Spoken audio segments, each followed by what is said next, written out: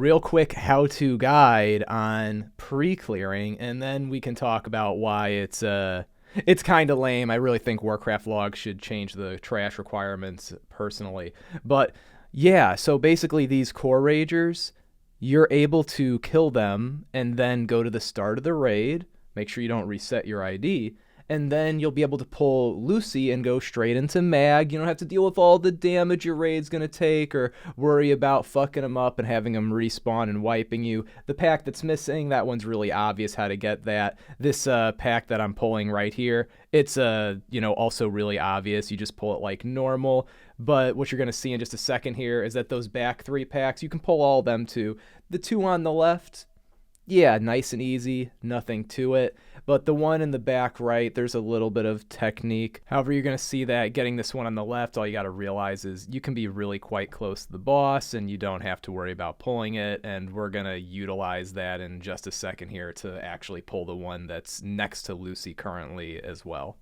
And as you can see, you just kind of follow the boss up and you're able to hug the left here. Now, you want to actually pull this while Lucy's approaching this point where they spin around, but you need to pull the core ragers a little bit before that, which you're going to watch me mess this up in a second. I'm going to speed it up here and show you when I actually do this pull. Now, I should be waiting until Lucy is a little bit closer. The issue here is that they're in the choke, and so I'm going to actually face pull Lucy when I hug the right here. I just needed to wait another few seconds, but if you screw this up, it's not a big deal. You just int into the boss, and then you die, and the whole raid doesn't wipe. Now I'll show you a rogue doing it in my guild, and him not screwing up. As you can see, the core hounds are hugging the left. They basically just did this pull when Lucy was maybe 10, 15 yards away from the core hounds, whereas I did it when Lucy was like 40 yards away. That means that you have a bigger gap, and so you won't face pull Lucy or their ads. But the specifics don't matter. What's important is if you screw this up, or your pull hunter, whoever screws this up, they just int into the boss, run into it, get killed, and then your raid doesn't wipe. So whatever, just wing it. You'll get it figured out after a couple deaths. Now, what else you got to keep in mind when you're doing this pre-clearing? Like right now, we're clearing our way out of the raid. There are 2 surgers that are in this little room we're in here. If you don't give them time to respawn, it's a 30-second penalty each. And then in the most external room of the Imp Caves, there's another one. So there are 3 Surgers that we've killed, that we've passed so far. If you don't give these times to respawn, you're going to get a 1.5-minute penalty. And then there's also some Ellies that we would have killed here. And directly on our right, there's normally a Giant pack. So the Giants, that's like a 2-hour respawn. So we actually had to change the path we took in MC, which... we pulled it really inefficiently, and it screwed up the start of our run, so keep that in mind. You're going to be contending with that. And there's also a Surger that pats all the way up to here, which you may or may not remember, along with 2 dogs. You're allowed to skip 1 Surger and 1 dog in your ID. You have to kill all the other ones, or you start racking up penalties. Now for the start of the raid, so you can see what I'm talking about with us taking a different path. A little time's passed, and remember, we're allowed to skip 1 Surger and 1 Core Hound. So all the Surgers, they've all respawned. This is the Surger we're going to skip. It's the one that pats all the way to the top side of the dungeon here. In my opinion, this is the one that you should probably kill. It appears to me that most guilds are killing this one, probably because it's annoying to fight Surgers at the start. And then you can kill 1 dog. Most guilds probably aren't killing that dog right there. They're letting it instead go to the bottom of its pat. They're killing the one that pats to the start of the raid, but that's going to make you wait longer. So, in my opinion, kill this one. Now remember, you get to skip 1 Surger. We already killed that Surger, and you get to skip 1 Core Hound. We're skipping this Core Hound because we're going to kill it before we start the logs. So right now, the logs haven't been started yet. That's why I'm not unbooned, and for some reason I have Salve on. I guess that's because I'm an idiot. Now I'll show you how we did the pulls at the start of the raid. This is really scuffed, but remember, you need to kill 4 of these Molten Giants before you kill Lucy. And to clarify, Molten Destroyers count towards that too. It doesn't have to be just Giants. The start of this raid is really sloppy, you're going to notice. I don't mean this part right here, really, like that's fine.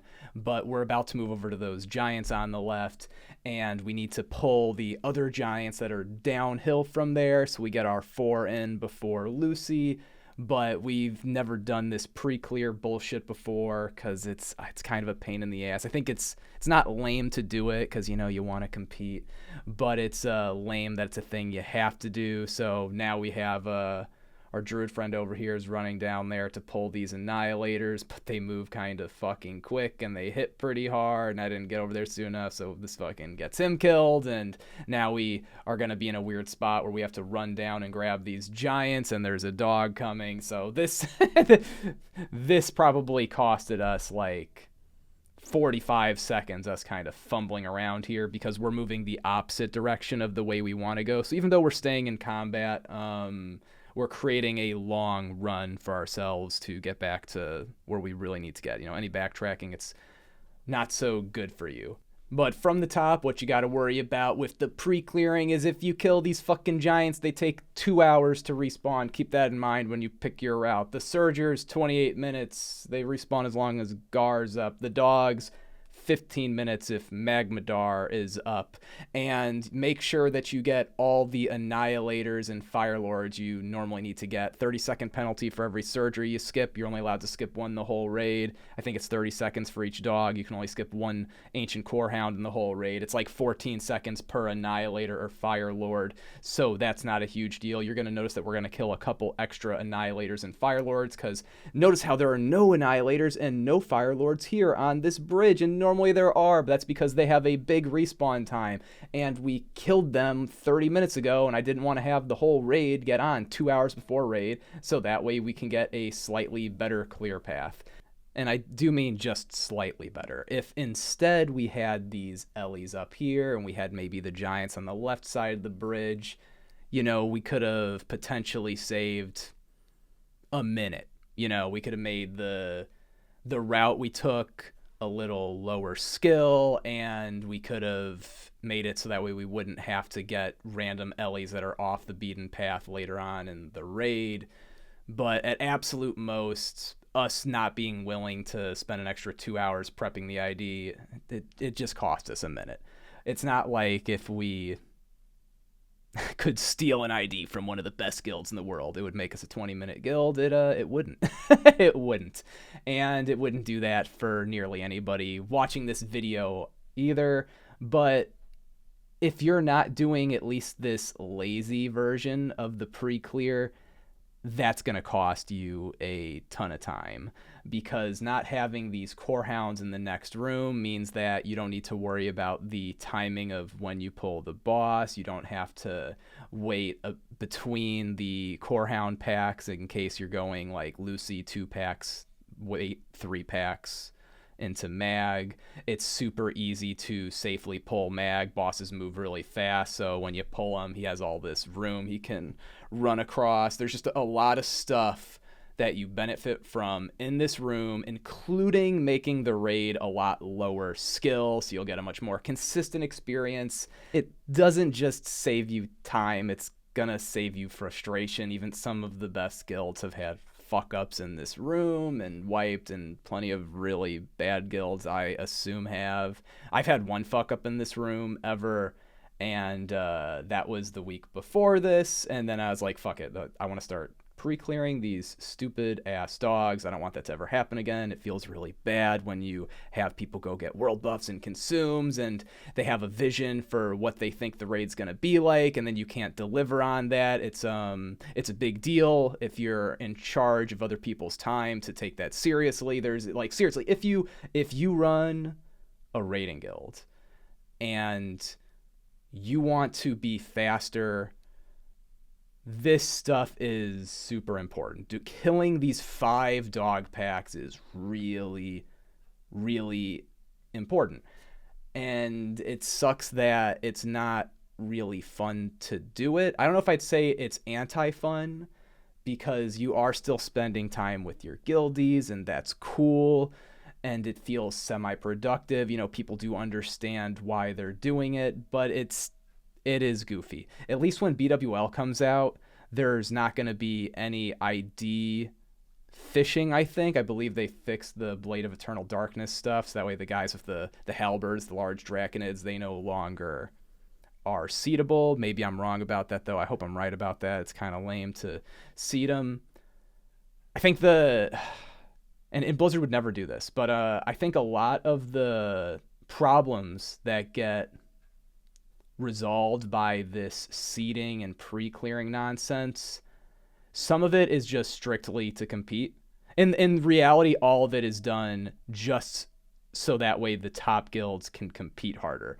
But I think there's a lot of value here for guilds that aren't top guilds like mine, which is that this is going to now mean that every MC we do ever is going to be very few deaths. Like I think we had, I mean, other than the druid who died at the start, I think we have nobody else die in this whole run, and we don't have any big raid strategy sessions or anything. Like we put in as much pre-raid planning time as like a fucking pug group.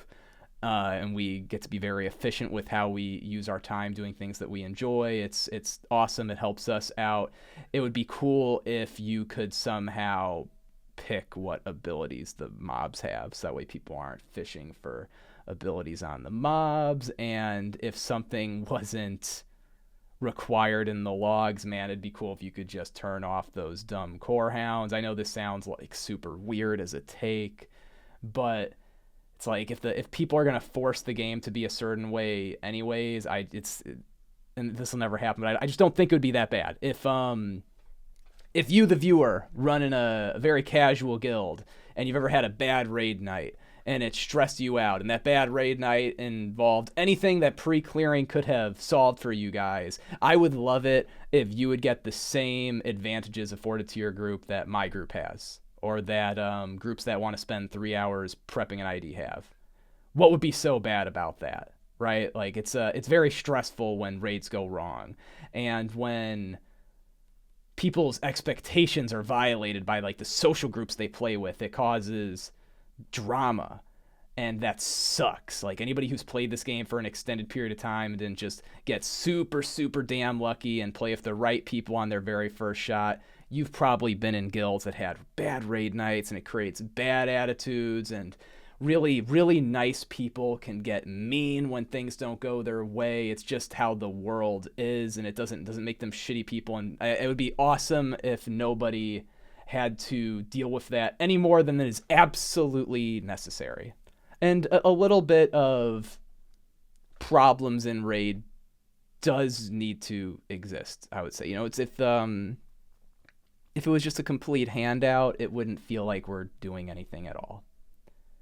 But it'd be nice if the things that we could just invest our time into to get an edge, if some of them were free. And I feel that way about world buffs also. And I feel that way about consumes and many other things that I think a lot of people, they believe it's just a staple of the game, or it's part and parcel of an MMO. Do people need to have to earn their potions by doing things that feel like chores for them to find the game meaningful? I don't really think so.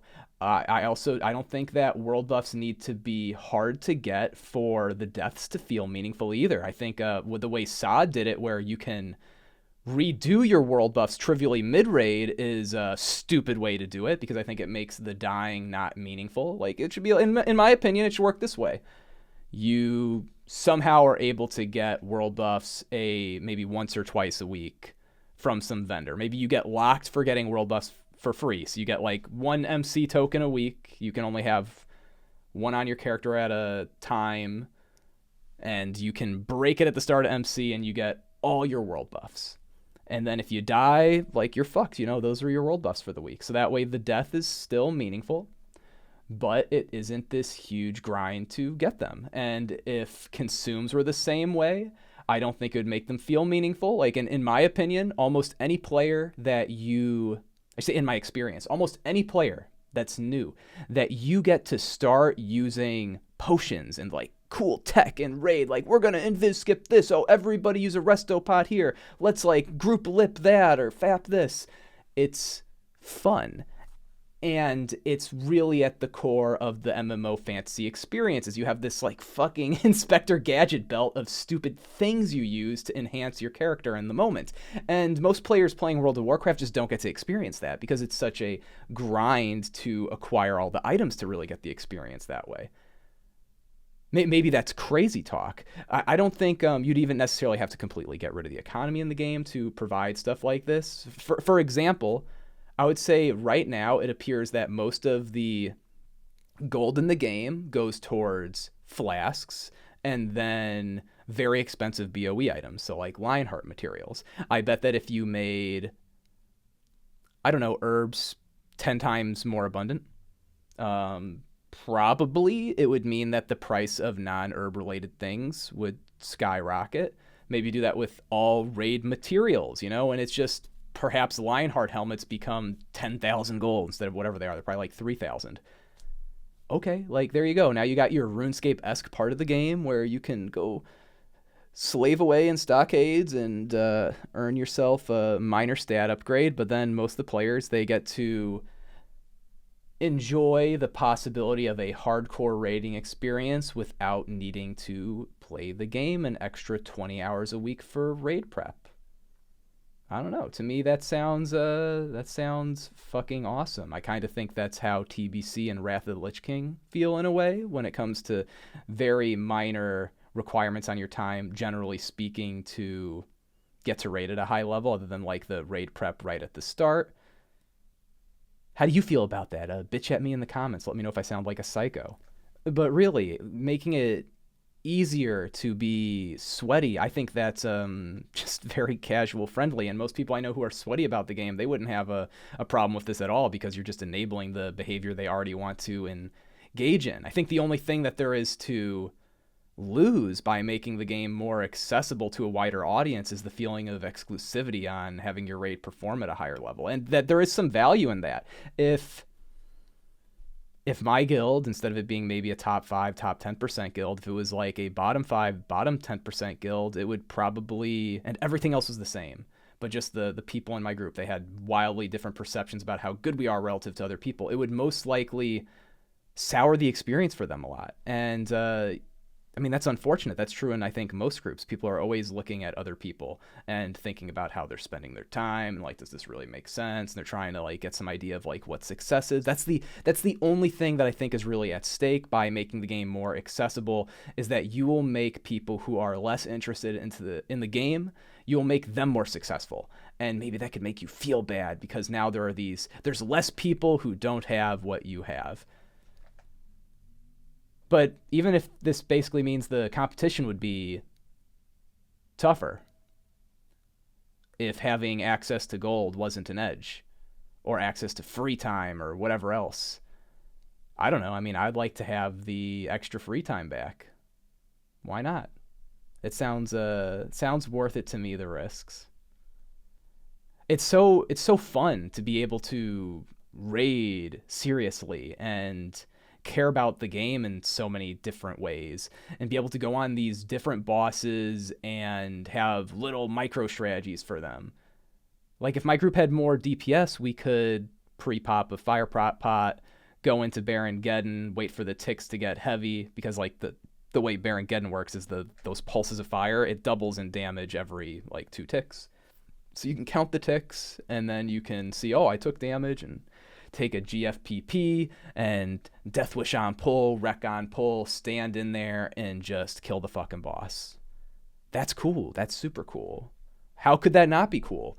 And on Major Domo, there's similar stuff you can do. If you have pre-popped fire and shadow protection potions, then it's really, really, really easy to just sit in all those fucking AoEs and just have everyone do a ton of damage. And what else is cool is a lot of people, they have issues with how the meta in this game is so centered around warrior DPS.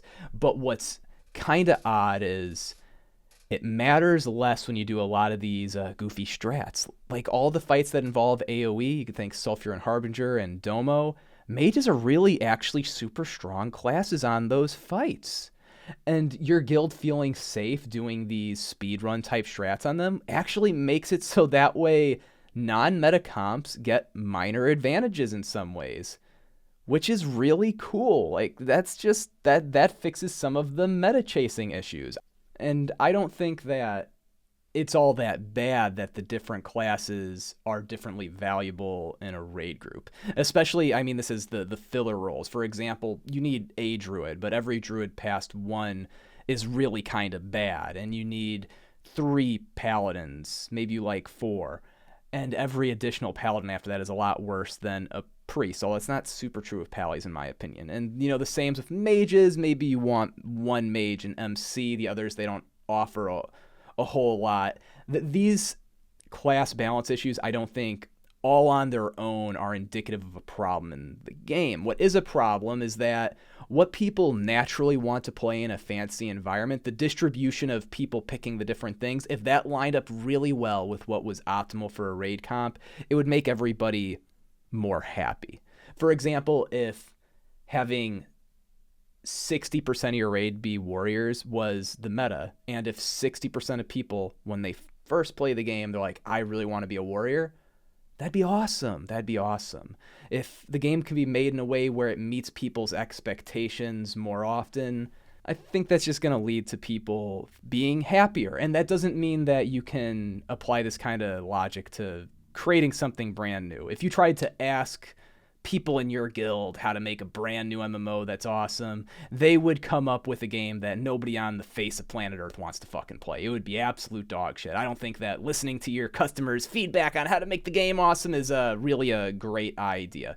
But there's just, if people like playing certain classes, they should probably be stronger.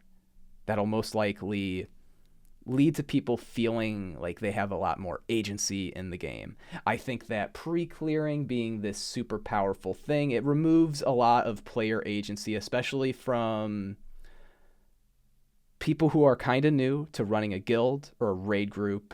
They're starting at 0 with a raid team, and they want to move it towards being progressively more and more serious. It's rather disempowering to see that, wow, if I could only get my guildies to kill all these dogs before we start the raid, that would probably cut 2 minutes off the raid time. That would make a bigger impact than any other decision I have in the raid, but I don't have that time to commit.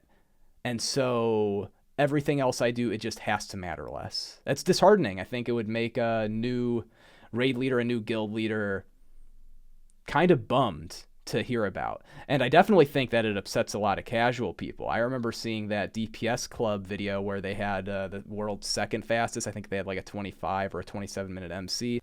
And they skipped a whole bunch of the trash because they went and pre-cleared everything that wasn't mandatory for you to kill. And then eventually Warcraft logs went and gave them a rather arbitrary 5-minute penalty. And they've been totally hands-off since then. And I think that's super fucking limp-dicked. Okay, now everybody's doing that. And I heard people freaking out being like, oh, you fucking guys suck. You think your second best in the world time means anything? You went and cleared all this shit beforehand. And now just every guild does it. Every fucking clear.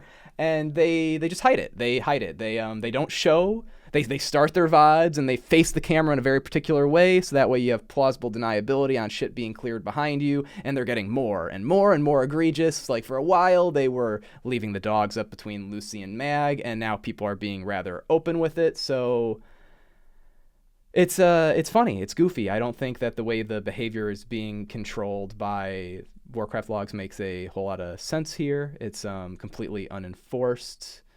It would be, in my opinion, very cheap on their business to end this nonsense if people really didn't like the idea of how this shit was going on. You could simply message the people running the best guilds in the world and say, hey, so no more doing X, Y, and Z. If you do, we're going to ban your guild from Warcraft logs. And that would be it. That would solve it instantaneously. Maybe they would decide to invalidate past logs. Maybe they would decide to leave up past logs for a short period of time. Who knows? Doesn't really matter to me. I just think it's very odd that the culture of how all this shit is being done is,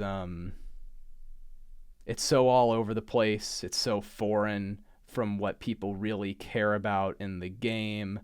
I mean, could you imagine if this was taken more to an extreme limit, and if there were mobs that had 24-hour respawn periods, and if for some reason it made sense to put 10 hours of 40 people's time into setting up an ID beforehand. If that was the case, people would go ahead and do it. Like this stuff being like 2 or 3 hours of work beforehand, like that's already straight up fucking bananas. And even doing the limited shit that my guild does, it's like 30, 40 minutes beforehand. Like that stuff's pretty crazy to most people.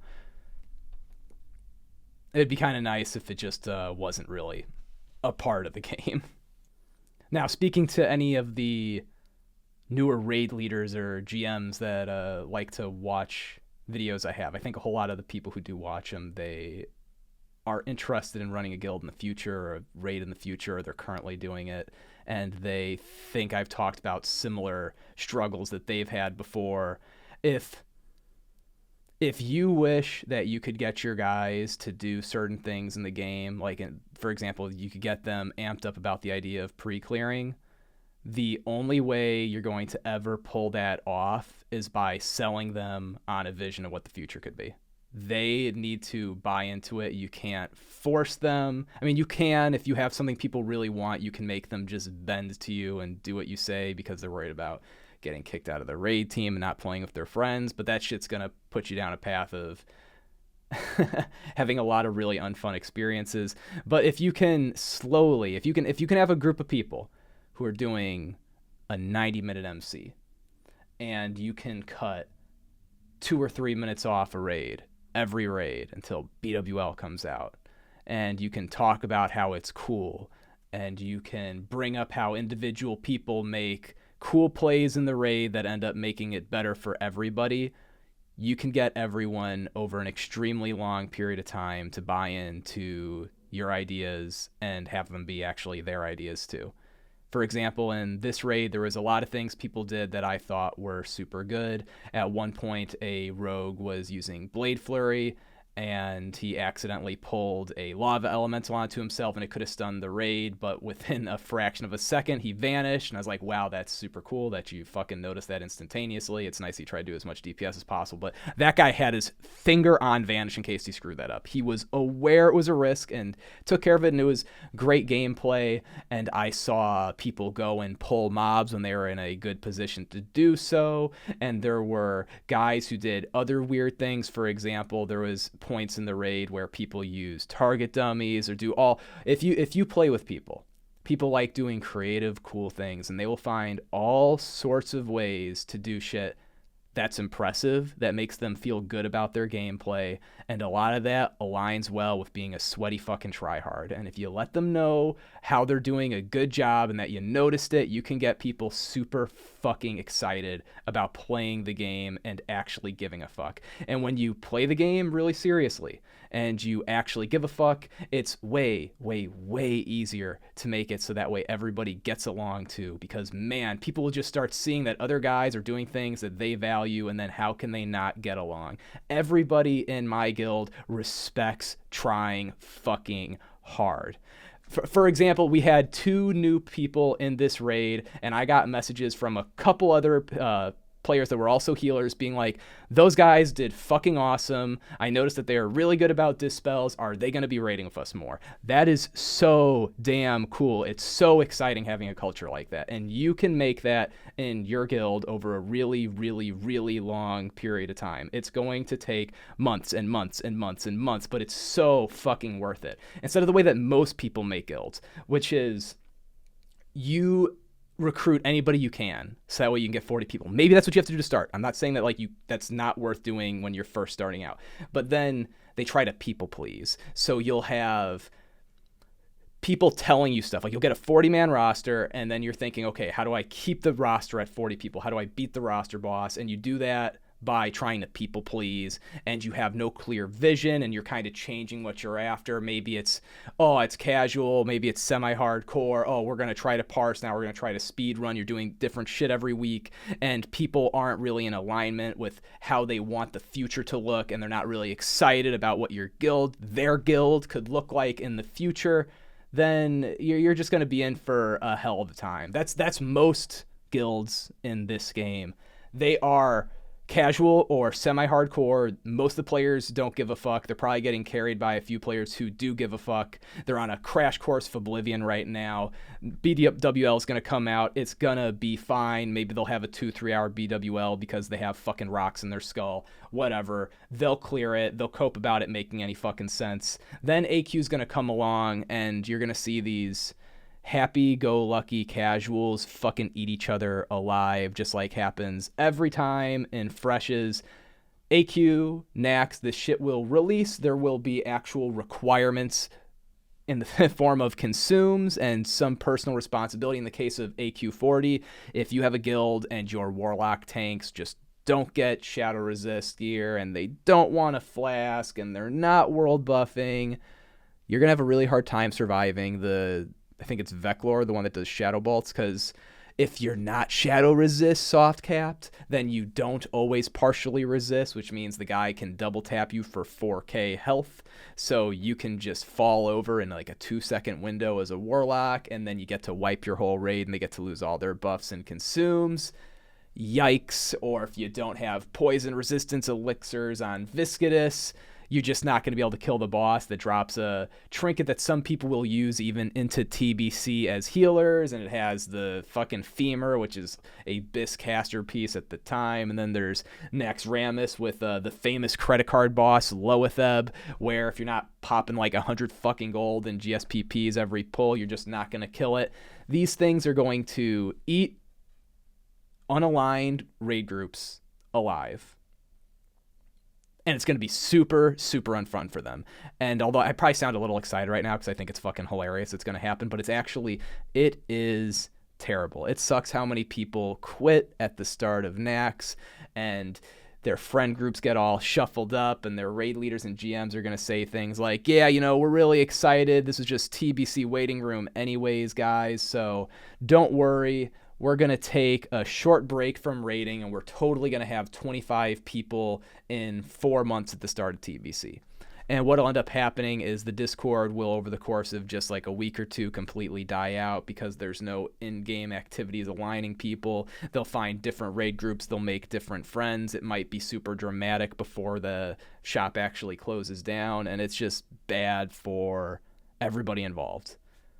So if you're right now, you're in a guild and it's not very serious and people aren't world buffing and they're not consuming and you're rolling loot and people aren't hanging out in Discord and getting to know each other, you're going to be in for it in the future. You should consider finding a new guild or fixing the guild you're in. Granted, if you're not like the raid leader or the GM, be fucking careful of trying to help a group out because those people probably just aren't very interested in it. Otherwise, they'd be working on it too. Now, if you don't want to work on a group, I'm recruiting people.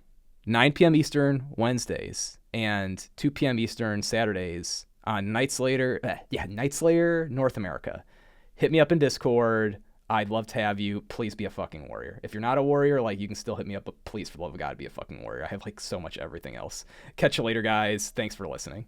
Oh, by the way, if your raid group's pretty fast, you get to use your Ren buff twice before you get it again. Think about it, guys.